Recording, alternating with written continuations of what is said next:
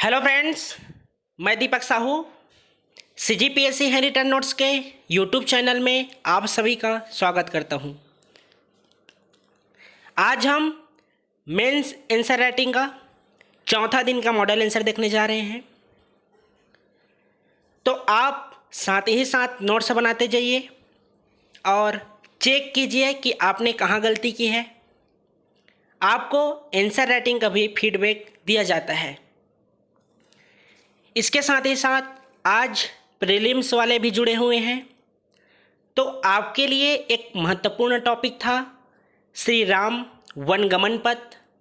इसके बारे में आप लोगों को भी बताना था। तो आप लोग भी इससे श्री राम वनगमन पथ के बारे में देख लीजिए। इसको हम आज मेंस आंसर राइटिंग में 5वां क्वेश्चन दिए थे, जिसमें आपको संक्षिप्त निबंध लिखना था। तो इसको प्रीलिम्स और मेंस दोनों के दृष्टिकोण से बात करेंगे। तो आइए शुरुआत करते हैं श्री राम वनगमन पथ के बारे में। जो मेंस आंसर राइटिंग करते हैं उनका फीडबैक भी दिया जाता है। तो जितने भी मेंस ग्रुप में हैं सभी लिखिए। आप जितना जानते हैं उसके बारे में उतना ही लिखिए। जो प्रीलिम्स वाले हैं, अगर साथ ही साथ मेंस की तैयारी करना चाहते हैं तो आप मेंस ग्रुप में भी ज्वाइन हो सकते हैं। लेकिन जब आप मेंस आंसर राइटिंग करेंगे तो केवल मुख्य बातों को, तथ्यों को ही शामिल करेंगे। भले ही आप जितना जानते हैं उसके बारे में उतना ही लिखिएगा। अपने मन से बिल्कुल भी कुछ मत लिखिएगा। इंग्लिश मीडियम वाले, आप लोगों के लिए ही आप लोगों के कमेंट पर इंग्लिश मीडियम का भी मॉडल आंसर जारी किया जा रहा है। तो जब आप PDF व्हाट्सएप ग्रुप में सेंड करते हैं तो प्लीज़ व्हाट्सएप में जब PDF बनाते हैं उसमें अपना नाम ज़रूर लिखा कीजिए, ताकि आपके आंसर का फीडबैक मिल जाए। ग्रुप 6 बजे ओपन हो जाता है शाम में। तो 7 बजे के बाद कोई भी पर्सनल मैसेज मत कीजिएगा, खास करके नेटवर्क इशू को लेकर। आपका नेटवर्क इशू 7 बजे होता होगा तो आप 6 बजे भेजिए। आप 6 बजे से ट्राई करेंगे तो निश्चित है 7 बजे तक ग्रुप में पहुंच ही जाएगा। तो चलिए बात करते हैं श्री राम वनगमन पथ के बारे में। एक बात और बताना चाहूँगा, सबसे महत्वपूर्ण है, ज़रूरी भी है, आपको पता भी होना चाहिए। सर ने जिस बातों का आज उल्लेख किया है उससे मैं भी सहमत हूँ, और बहुत से छात्रों का कमेंट भी आया था कि उन लोग भी सहमत हैं। जो बम्पर धमाका था वह आपके लिए था। समय में कोर्स कंप्लीट करने के लिए यह ज़रूरी है। देखिए, पिछले कुछ दिनों से देखेंगे तो जो कोचिंग वाले हैं स्टूडेंट के बहुत ही शुभचिंतक बनने लगे हैं। ऑनलाइन प्लेटफॉर्म पर बहुत ऐसा लग रहा है कि वो लोग शुरू से प्रयास कर रहे थे। नहीं तो वे कभी हड़ताल में शामिल होते हैं, न ही कभी आंदोलन में शामिल होते हैं। अभी देखेंगे तो शुरुआत में कोचिंग वाले अभी तो क्लास लग नहीं रहा है, इनका बिजनेस पूरा ठप है। इनसे सावधान रहिएगा, क्योंकि आप स्वयं स्टूडेंट हैं। आज किसी भी की लीडरशिप की आवश्यकता नहीं है, बल्कि खुद से अपनी आवाज़ सरकार तक पहुंचाइए। चाहे केंद्र की सरकार की बात करें या राज्य की सरकार की बात करें, दोनों सरकार फेसबुक चलाते हैं, आप भी चलाते होंगे। तो उनके पोस्ट पे कमेंट कीजिए वैकेंसी को लेकर, जो स्थगित हुआ है उसको लेकर। किसी भी कोचिंग संस्थान वाले नहीं हड़ताल में जाते हैं, आंदोलन में जाते हैं, इसके बारे में बता चुका हूँ। तो इनसे बच के रहिएगा।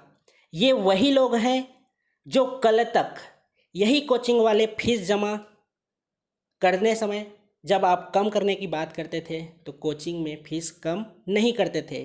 तो इनसे बच कर रहिएगा। तो चलिए, ये तो थी आपको जिस बातों को समझाना था उसके बारे में। कोचिंग में सिर्फ बिजनेस हो रहा है, पढ़ाई नहीं हो रहा है। आप उनके ही नोट से पढ़िए, आपकी तैयारी उससे बेहतर होगी। तो चलिए आज हम बात करते हैं श्री राम वनगमन के पथ के बारे में। इसको बताना भी जरूरी था, ये आपके लिए है। तो सबसे पहले देखते हैं इसका परिभाषा श्री राम वनगमन पथ का। भगवान श्री राम 14 वर्ष के वनवास काल में जिन रास्तों से गुजरे उसे पौराणिक ग्रंथों में राम वनगमन पथ के रूप में जिक्र किया गया है। ये श्री राम वनगमन पथ है। तो आइए देखते हैं छत्तीसगढ़ में कौन कौन से स्थल को सौंदर्यीकरण और विकसित करने की बात की गई है। तो इसके लिए 4 सदस्यीय टीम गठित की गई थी, जिसके अध्यक्षता थे मुख्यमंत्री भूपेश बघेल जी। जिसमें प्रामाणिक स्रोत की बात करेंगे तो प्रामाणिक स्रोत था मन्नूलाल यदू द्वारा प्रकाशित दंडकारण्य रामायण। दूसरा देखेंगे तो पुरातत्वविद डॉक्टर हेमू यदू द्वारा प्रकाशित छत्तीसगढ़ पर्यटन में राम वनगमन पथ, यह प्रामाणिक स्रोत दूसरा हुआ। तीसरा है राजेंद्र वर्मा के 2400 पन्ने के रिसर्च पेपर। इन तीनों के द्वारा ही जो श्री राम वनगमन पथ में जितने जगह का स्थल का उल्लेख किया गया है, तो ये उसके प्रामाणिक स्रोत हैं। तो इनकी जो प्रकाशन है उनको याद रखेंगे, मन्नूलाल यदू का और डॉक्टर हेमू यदू का। तो शोध कार्य किनके द्वारा की गई थी? तो शोध कार्य किया गया था राज्य में स्थित जो संस्थान है छत्तीसगढ़ अस्मिता प्रतिष्ठान रायपुर के द्वारा। तो पर्यटन एवं संस्कृति विभाग के मंत्री कौन है? तो श्री ताम्रध्वज साहू। पर्यटन सचिव कौन है? तो पी अनबलंग, ठीक, अनबलगन। ये पर्यटन सचिव हुए आपके पी अनबलगन। जो श्री राम वनगमन पथ है उस योजना का उद्देश्य क्या है? तो इसको भी देख लीजिए। पहला उद्देश्य है इसका पर्यटन तीर्थ के रूप में विकसित कर पर्यटन को बढ़ावा देना, जिससे छत्तीसगढ़ राज्य के अलावा दूसरे राज्य के लोग भी आएंगे, जिनसे पर्यटन को बढ़ावा मिलेगा। दूसरा है देहाती स्टॉल स्थापित करना, जिसमें आपको छत्तीसगढ़ी पकवान प्राप्त होंगे। तीसरा है पूजन सामग्रियों के परंपरागत बाजार स्थापित करना। इन दोनों से क्या होगा? स्थानीय लोगों को रोजगार प्राप्त होगा। पकवान बेचेंगे, आपकी आय बढ़ेगी। पूजन सामग्री बेचेंगे, आपकी आय बढ़ेगी। तो यह स्थानीय लोगों के लिए रोजगार उपलब्ध करेगा। ठहरने की व्यवस्था करने के लिए अलग से स्थान बनाया जाएगा। सरकार का मानना है कि दूसरे राज्य से जो लोग आएंगे उनके ठहरने की व्यवस्था की जाएगी, जिनसे पर्यटन को बढ़ावा मिलेगा। तो कहाँ से शुरुआत की जाएगी इसके बारे में आगे देखेंगे। लेकिन कोरिया से सुकमा तक श्री राम वनगमन पथ में जो स्थल है, पर्यटन तीर्थ है, इनको विकसित करने की योजना तैयार की गई है। इसमें आप देखेंगे कि शोध प्रकाशनों के अनुसार प्रभु श्री राम ने छत्तीसगढ़ में वनगमन के दौरान लगभग 75 स्थलों का भ्रमण किया था, जिसमें से 51 स्थल ऐसे हैं जहां श्री राम ने भ्रमण के दौरान रुककर कुछ समय व्यतीत किया था।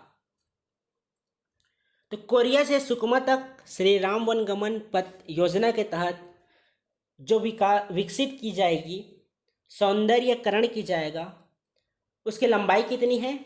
तो 2266 किलोमीटर, जिसमें मुख्य मार्ग प्लस उपमार्ग दोनों की लंबाई शामिल है। याद रखेंगे 2260 किलोमीटर। इसके लिए लागत राशि अनुमानित की गई है 137 करोड़ 75 लाख रुपए, जिसके लिए छत्तीसगढ़ सरकार द्वारा केंद्र सरकार को आवेदन दिया गया था कि जो लागत राशि है वे प्रदान करें। तो प्रारंभ कहाँ से किया जा रहा है? तो चंद्रखुरी में स्थित माता कौशल्या की मंदिर से।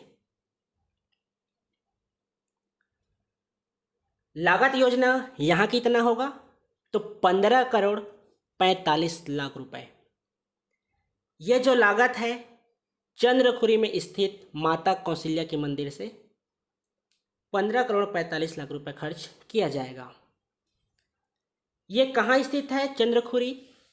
तो रायपुर जिले के आरंग तहसील के चंद्रखुरी गांव में माता कौशल्या की मंदिर स्थित है। इसमें विशेष क्या है? तो यह 7वीं शताब्दी का प्राचीन मंदिर है। जो माता कौशल्या का मंदिर है कौन सी शताब्दी का है? तो 7वीं शताब्दी का प्राचीन मंदिर है।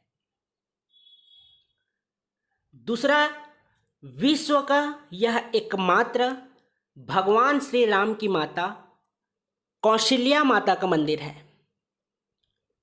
याद रखेंगे कि विश्व का एकमात्र भगवान श्री राम की माता कौशल्या माता का मंदिर है। तो इस तरह से जो चंद्रखुरी है वह भगवान राम का ननिहाल है। यह आप सभी छत्तीसगढ़ में पढ़ते हैं। जब आपको छत्तीसगढ़ स्थापना पढ़ाया जाता है तो उस समय इसका उल्लेख किया जाता है। इसके अलावा रामायण काल में भी उल्लेख किया जाता है।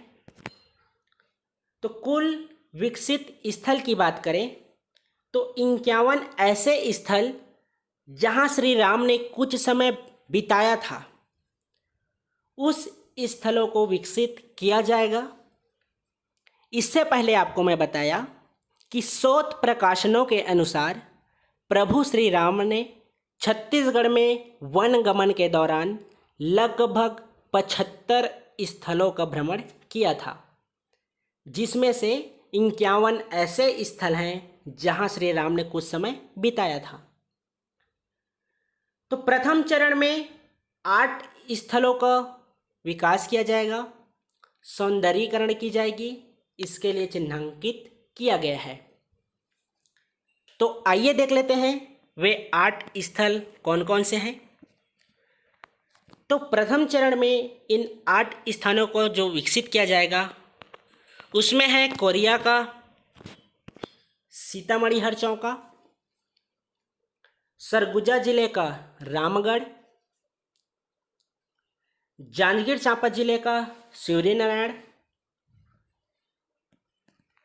बलौदाबाजार जिले का तुरतुरिया, रायपुर का चंद्रखुरी, गरियाबंद का राजिम और धमतरी का सिहावा सप्तऋषि आश्रम। ये हुए जो पहले चरण में 8 स्थल जिनको विकसित किया जाएगा उसके बारे में। आइए आगे देख लेते हैं 51 ऐसे स्थल जिनको विकसित आने वाले दिनों में किया जाएगा। तो आइए आज हम मैप में भ्रमण कर लेते हैं श्री राम वनगमन पथ का। तो कोरिया के सीतामढ़ी हरचौका से छतोड़ा, देवगढ़, विश्रामपुर, मैनपाट, रामगढ़, महेशपुर, किलकिला, लक्ष्मण पादुका गिरवानी, फिर आप आ जाइए सीधा रायगढ़ का राम झरना। राम झरना से होते हुए आप आ जाइए चंदरपुर, चंदरपुर से सूर्य नारायण, सूर्य नारायण से चले जाइए सीधा सिरपुर, फिर तुरतुरिया आश्रम, यहीं से हो जाइए चंद्रखुरी, चंद्रखुरी से आप पहुंच जाइए राजिम, राजिम से निकलिए मधुबन धाम, वहाँ से आगे बढ़ते हुए रुद्री, और यहाँ पे गुजर लीजिए सिहावा सप्तऋषि आश्रम, यहाँ से चली जाइए सीधा धनोरा, धनोरा से सीधा आ जाइए चित्रकूट, चित्रकूट से सीधा गीदम। ये ऐसे स्थल हैं जिनको आगे विकसित किया जाएगा। फिर है कुटुमसर, अगला है रामाराम। ये 8वां स्थल है जिसको पहले चरण में विकसित किया जाएगा, ये रामाराम, जिनका इससे पहले हम 7 स्थलों का उल्लेख कर चुके थे। तो इस तरह से कोरिया से सुकमा तक 51 स्थलों को विकसित किया जाएगा। तो ये रहा श्री राम वनगमन पथ के बारे में, जिसके अंतर्गत हमने परिभाषा देखी, गठित देखी, प्रमाणिक स्रोत कौन थे उनके बारे में देखें, योजना का उद्देश्य के बारे में बात किए, कितना लंबाई है, लागत राशि है, कितने स्थलों को प्रथम चरण में किया जाएगा, इन सभी के बारे में देख लिए। आइए मेंस आंसर राइटिंग का पहला क्वेश्चन देखते हैं। अभी जिसके बारे में बात किए वह 5वां क्वेश्चन था। तो ये आपके लिए, इसमें वर्ड लिमिट नहीं थी मेंस आंसर राइटिंग वालों के लिए। तो जिस अगला होगा आपका आंसर वर्ड लिमिट वाले में, उसमें आपको संक्षिप्त कितने शब्द में लिखना है उसके बारे में दिया जाएगा। तो आप फैक्ट चीज़ों को नोट कर लीजिएगा। तो आइए बात करते हैं पहला क्वेश्चन। रामायणकालीन छत्तीसगढ़ और बस्तर, इन दोनों का प्राचीन नाम क्या था, ये आपको बतानी थी। तो उत्तर देख लीजिए। रामायणकालीन प्रदेश का जो हमारा छत्तीसगढ़ प्रदेश है उसका प्रचलित नाम दक्षिण कोसल था, तथा बस्तर का नाम दंडकारण्य था। ये रहा आपका पहला प्रश्न का पहला मॉडल आंसर कि रामायणकालीन छत्तीसगढ़ प्रदेश का प्रचलित नाम दक्षिण कोसल तथा बस्तर का प्रांत जो रामायणकालीन नाम था वह था दंडकारण्य। इंग्लिश मीडियम वाले देख लीजिए। क्वेश्चन था पहला, write the ancient name of Chhattisgarh and Bastar in Ramayana era. Answer है इसका, the popular name of Chhattisgarh state of Ramayana era was Dakshin Kosal and Bastar वास दंडकारण्य। ये आपका इंग्लिश मीडियम वालों का पहला प्रश्न का आंसर। दूसरा क्वेश्चन था, महाभारत कालीन स्थल ऋषभ तीर्थ के बारे में बताइए। आपको ऋषभ तीर्थ के बारे में बताना था। तो इसका आंसर देख लीजिए। छत्तीसगढ़ के साहित्यकार व पुरातत्ववेत्ता लोचन प्रसाद पांडे ने मोरध्वज व उनके पुत्र ताम्रध्वज, इन दोनों को महाभारत के वन पर्वों में वर्णित ऋषभ तीर्थ नामक स्थल से समीकृत किया है। जो ऋषभ तीर्थ है वह वर्तमान में जांजगीर चांपा जिले के सक्ती तहसील के निकट स्थित है। जिसे वर्तमान में गुंजी दमऊ दहरा कहते हैं। यह हुआ दूसरा क्वेश्चन का आंसर।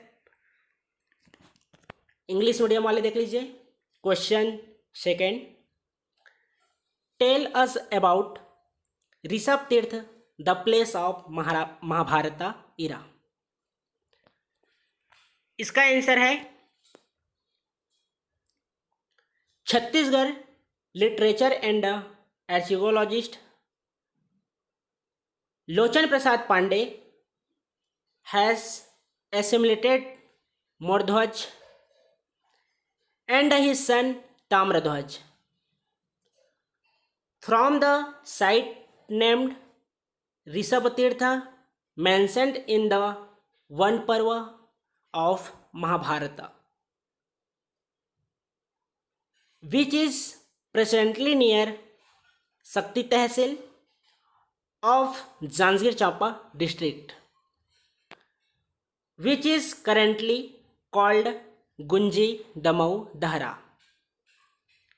यह रहा दूसरे क्वेश्चन का मॉडल आंसर। तीसरा क्वेश्चन था महाभारत काल में छत्तीसगढ़ और बस्तर, इसका नाम आपको बताना था। तो महाभारत काल में छत्तीसगढ़ प्रदेश का प्रचलित नाम प्राग कौशल तथा बस्तर का नाम कांतार था। तो कांतार का क्या अर्थ होता है? तो इसका अर्थ होता है बीहड़ क्षेत्र। याद रखेंगे, प्रीलिम्स और मेंस दोनों के दृष्टिकोण से यह महत्वपूर्ण है। तो महाभारत काल में छत्तीसगढ़ प्रदेश का प्रचलित नाम प्राग कौशल तथा बस्तर का नाम कांतार था, जिसका अर्थ बीहड़ क्षेत्र होता है। Question third, in the Mahabharata era give the name of Chhattisgarh and Bastar. तो इसका आंसर देख लीजिए।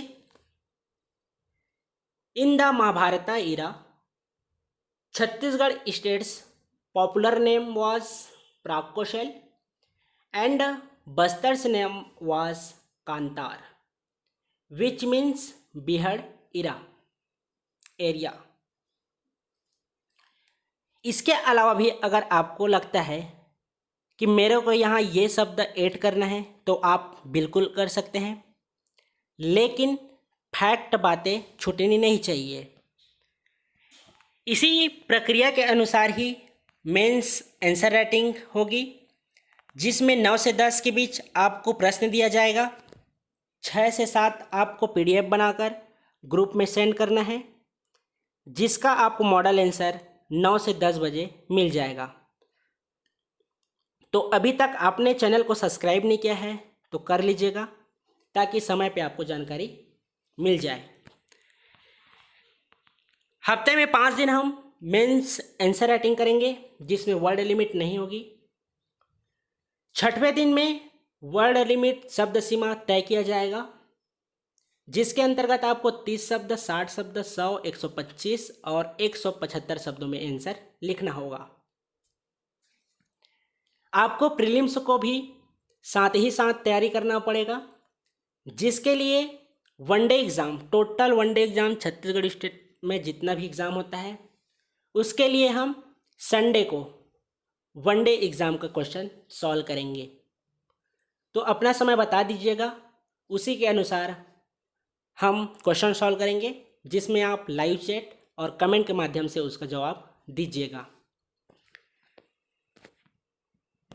चौथा क्वेश्चन था ऋग्वैदिक कालीन छत्तीसगढ़ का उल्लेख कीजिए। इसका आंसर देख लीजिए। ऋग्वैदिक काल में ऋग्वैदिक आर्यन सप्त सैंधव प्रदेश तक ही सीमित थी। उनका विस्तार मध्य भारत और दक्षिण भारत में नहीं हुआ था। ऋग्वेद में न तो विंध्याचल पर्वत का उल्लेख है और न ही नर्मदा नदी का उल्लेख है। इस आधार पर यह निष्कर्ष किया जा सकता है कि ऋग्वेद में न तो छत्तीसगढ़ का वर्णन है और न ही वैदिक काल से संबंधित कोई साक्ष्य प्राप्त हुए हैं। तो ये आपको चौथा मॉडल आंसर है हिंदी मीडियम वालों के लिए। पांचवा क्वेश्चन था श्री राम वनगमन पथ, जिसके बारे में पहले बात कर चुके हैं। सबसे पहला उसको सॉल्व किए हैं, जो प्रीलिम्स और मेंस दोनों के लिए महत्वपूर्ण है। तो चौथा क्वेश्चन देख लीजिए, इंग्लिश मीडियम वाले। प्रोनाउंसिएशन में अब हमको परेशानी होती है क्योंकि हम हिंदी मीडियम वाले हैं। आप लोग नोट्स बनाते हैं तो यहाँ से देख लीजिएगा, आपका जो मुख्य बातें हैं, फैक्ट बातें हैं, वह छूटनी नहीं चाहिए। चौथा क्वेश्चन था mention Rigvedic era Chhattisgarh. Answer है इसका, in the Rigvedic era the Rigvedic Aryan was confirmed to the Saptasandhav region. Their expansion did not extend to central India and South India. Neither Vindhyachal mountain is mentioned in the Rigveda